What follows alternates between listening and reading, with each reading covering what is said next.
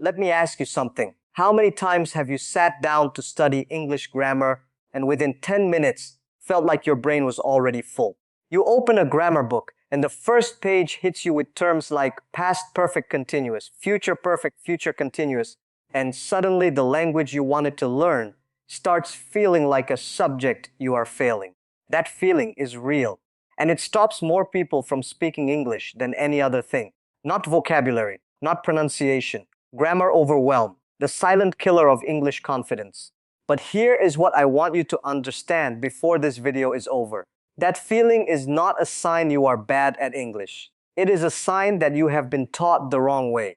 Because the truth, the honest, almost embarrassing truth about the English language is that most of those tenses you have been stressing over are not being used in real daily conversation.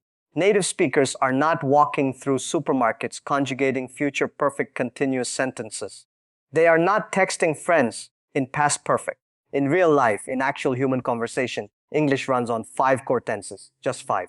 And once you feel comfortable inside those 5, you will find that most conversations, most stories, most plans, and most of your real thoughts already have a home in the language.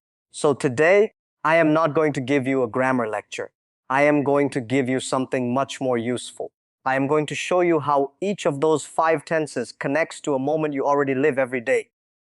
We are going to use one single word all the way through. Travel. Why travel? Because travel touches every tense emotionally. Habits, plans, memories, experiences, decisions. One word, 5 moments in time, and by the end of this video, grammar is going to feel less like a wall and more like a tool you already know how to use. But before we begin, I want to tell you about a student I once worked with. She was intelligent, disciplined, and genuinely motivated.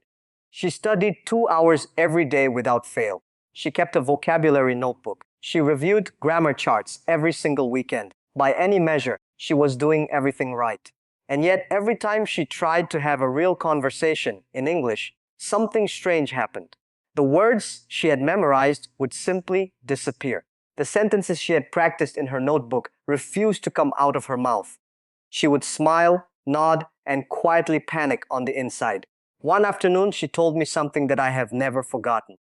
She said, "I know the grammar when I am studying. I lose it when I am living." And that sentence explained everything. Because grammar studied in silence behaves very differently from grammar used in motion. What she needed was not more rules. She needed to feel the tenses from the inside, not study them from the outside. That is exactly what we are going to do today. Not study about travel, actually travel through time using language. Let us start with something that might surprise you. The most powerful tense in English is not the complicated one. It is the simplest one, simple present. And I want to tell you why most learners get this tense wrong without even realizing it. Simple present is not just for schedules or textbook sentences. It is the tense of who you are. Think about what happens when someone meets you for the first time. They do not ask what you were doing 3 years ago. They ask what you do, where you live, what you like, who you are right now as a habit, as a pattern, as a person. That is simple present. It is your identity tense. I travel every summer. She travels for work. They travel to escape routine. Notice how each sentence is not describing one single moment. It is describing something that repeats, something that is true about that person on a regular basis. The structure is clean and simple. Subject plus the base form of the verb with one small but important exception. When the subject is he, she, or it, you add an S. She traveled. He works. It rains. That tiny S is the one thing most learners forget. Not because they do not understand the rule, but because nobody explained why it sounds natural. And here is the honest answer. It just does. English has held on to that pattern for centuries, and native speakers never think about it. They have said it so many times, it lives in their mouth automatically. Your job is to get it there too, and the way to do that is not memorization. It is repetition in real sentences about your real life. So, right now, out loud, say this. I travel because it changes how I see the world. Use your actual voice. Not in your head. Your mouth needs the practice more than your mind does. That one sentence just activated the most fundamental tense in English and connected it to something personal. That is where learning actually starts. Now let us move forward and talk about a tense that feels much more alive, much more urgent. present continuous. And the reason I want to place this one right after simple present is because the contrast between them is one of the most important things you can understand in English grammar. Simple present says what is always true. Present continuous says what is happening right now. Think about the difference between I travel for work and I am traveling to London this week. The first sentence describes your life pattern. The second one puts you on a plane right now, in this moment, in motion. The structure uses am, is, or are plus the verb ending in ing. I am traveling. She is packing. They are boarding. And here is the part that surprises most learners. Present continuous does not only mean right this second. Native speakers use it constantly for future plans that already feel real, already arranged, already booked. I am flying to Istanbul next month. We are staying at a small hotel near the old city. She is meeting us there on Saturday. All of those are future events, but the present continuous is used because the plans already exist. The tickets are bought. The dates are set. The future already feels present in the speaker's life. And once you feel that distinction, you stop confusing it with simple future and you start hearing it everywhere. In podcasts, in films, in conversations. Anytime someone describes a plan that already feels real, listen carefully. You will almost always hear present continuous. Here is a small moment to pause. Say this out loud. I am planning my next trip right now. Feel how that lands differently than I plan trips. One describes a habit. One describes this exact moment. That difference is grammar working the way it was designed to work. Now we step into the past, and this is where English storytelling lives. Simple past. If you have ever told someone about a trip you took, a place you visited, something funny that happened on the way to the airport, you were already using this tense instinctively. Simple past is for moments that are finished, complete, closed. The action happened, it ended, and now you are describing it from the other side. I traveled to Japan last year. We arrived late and missed the train. She found the most incredible restaurant by accident. The structure for regular verbs is simple. You add ed to the base verb. Travel becomes traveled.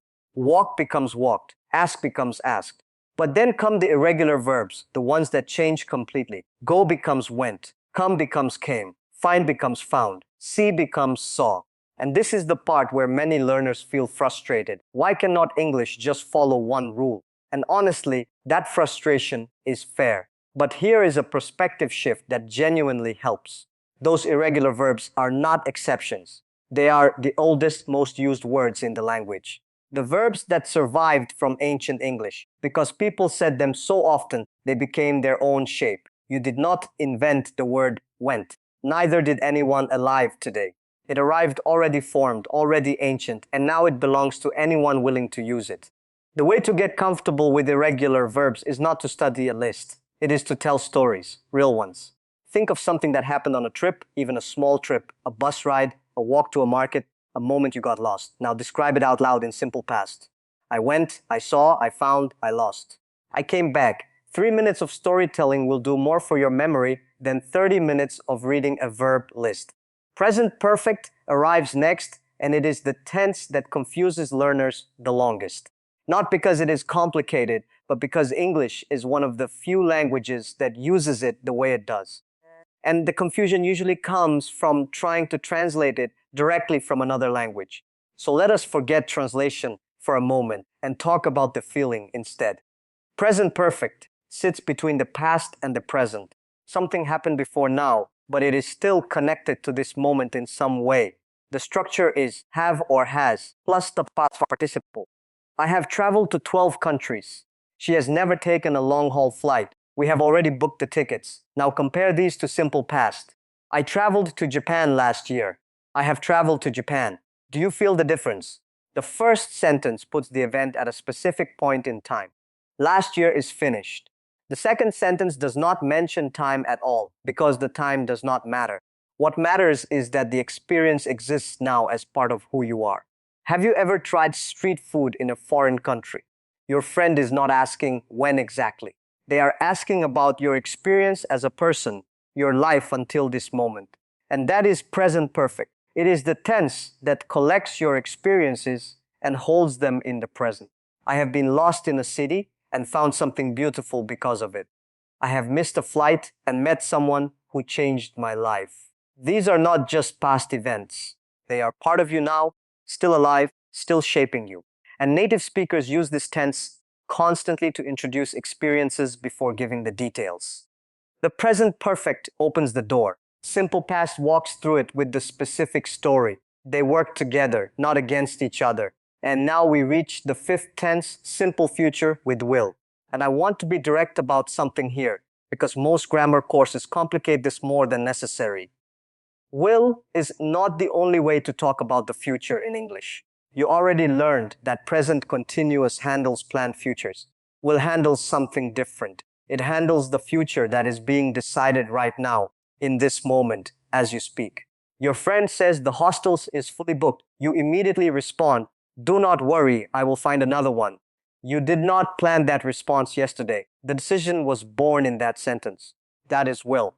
Spontaneous, immediate, decided now. I will travel somewhere new this year. I will figure it out. I will try. There is something almost courageous about will. It commits to something that has not happened yet. It steps into uncertainty and makes a promise. And honestly, for English learners, that energy matters beyond grammar, because speaking a new language requires exactly that. Deciding to try before you feel ready. Saying the sentence before you are certain it is perfect. Moving forward with the words you have right now. And here is where everything comes together. Watch what happens when we take one word, travel, and let it move through all 5 tenses in one natural conversation. I travel every summer because it resets something in me. Right now I am planning a trip to Portugal. Last year I traveled alone for the first time, and it changed how I see myself. I have visited places that made me feel small and grateful at the same time. And one day I will travel slowly with no schedule, just movement and whatever comes next. 5 sentences, 5 tenses, one life described across time. That is not grammar homework. That is how humans actually talk. And you just did it. The only thing standing between you and doing that in a real conversation is practice, not knowledge. You already have the knowledge. Before we close, I want to show you one more thing, because understanding tenses individually is useful, but understanding how they flow together inside one real conversation is where the magic actually happens. Imagine you are at a dinner, maybe with a colleague, maybe with someone you just met, and they ask you casually, "So do you travel much?" Watch how naturally all 5 tenses can live inside one honest answer. I travel whenever I get the chance, usually once or twice a year. Right now, I am actually planning a trip to Colombia. I have been looking at flights all week. Last time I traveled was 8 months ago. I went to a small coastal town I had never heard of before. I have learned that the trips you plan the least are often the ones that stay with you the longest. And honestly, I think I will just book something this weekend and figure out the details after. That answer sounds natural. It sounds human. And it used every single tense we covered today without one stopping to think about grammar. That is the goal, not perfection. Flow. Now, there is one thing I want to leave with you before this video ends, and it matters more than any tense we covered today. The learners who become fluent are almost never the ones who studied the most. They are the ones who started speaking before they felt ready. There is a very specific kind of perfectionism that kills language learning, and it sounds like this. I will speak English when my grammar is good enough, when I know enough vocabulary, when I stop making mistakes. But here is what that kind of thinking never admits. The grammar gets good enough through speaking. The vocabulary grows through speaking. The mistakes reduce through speaking. The thing you are waiting to be ready for is the very thing that makes you ready. Every conversation you avoid because you are afraid of sounding imperfect is a conversation that could have made you better. Every sentence you swallow because it might come out wrong is a sentence that could have trained your confidence. Fluency is not stored in grammar charts. It is built in moments of real use, one imperfect sentence at a time, until the sentences stop being imperfect and start being yours. So today, I want you to do one small thing. Take the 5 sentences you just heard, change them to your own life, and say them out loud. Not perfectly, not without pausing, just say them. I travel, I am planning. I traveled, I have visited. I will. That is 5 tenses. That is a foundation. That is more than enough to begin. And beginning, honestly, is the only grammar rule that has ever mattered. Come back to this video when you need a reminder. Share it with someone who is struggling with grammar the same way you once did. and then go speak. The language is waiting for you to use it, not to master it first. Use it now and the mastery will follow. Not one day. Today, with the words you already have, in the voice you already own, in the life you are already living right now.